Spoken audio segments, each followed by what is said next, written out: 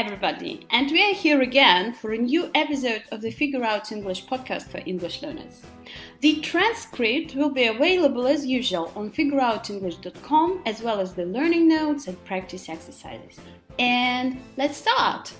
Hello, I would like to add some lessons about learning English in general to our free lessons, and I will be answering your questions about how to learn English effectively. It will be questions about organizations of your classes, maybe some resources, maybe some motivational techniques, and so on.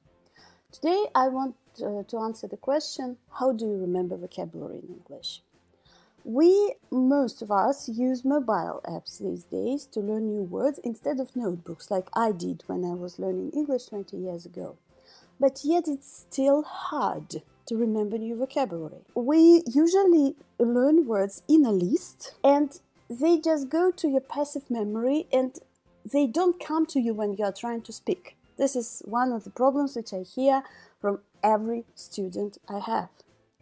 The secret is you can't remember and use new words in your speaking if you learn them out of context. Everybody knows that lists never worked and never will. What are my recommendations on fixing that? First of all, forget about the numbers.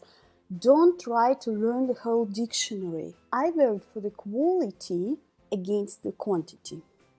It's better to learn 2 phrases a day in the context than 20 from the list. Seriously, forget about the numbers. If you know more words, it doesn't mean you can't speak English. It doesn't, I promise.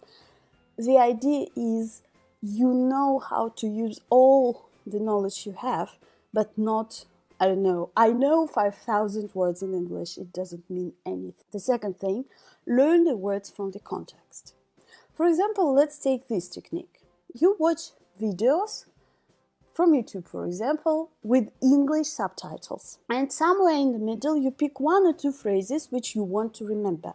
So you stop the video, you read the sentences with these phrases, you are trying to understand how these phrases are used. And you are trying to imagine how you would use these phrases in your own context. Only after that, you add these phrases to the app. So if you are using Memrise or Quizlet, you can create your own vocabulary sets. And you think for a minute. You make example sentences instead of just remembering. This is more productive. And imagine that if you learn 2 phrases a day for 30 days, it's 60 phrases. 60 phrases, with that you can say a lot, and it will be not just the passive knowledge, because you will need to include these phrases in your speaking. Every time you practice speaking English, maybe you have an exchange partner, maybe you go to some group classes, maybe you go to some language meetings, whatever, you need to practice English, not just learn it.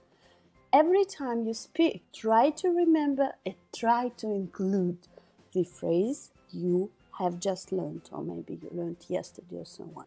And another recommendation, try to make friends with collocations dictionary.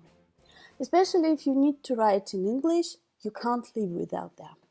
They show you word combinations in which these words are used. My favorite is ozdic.com. ozdic.com.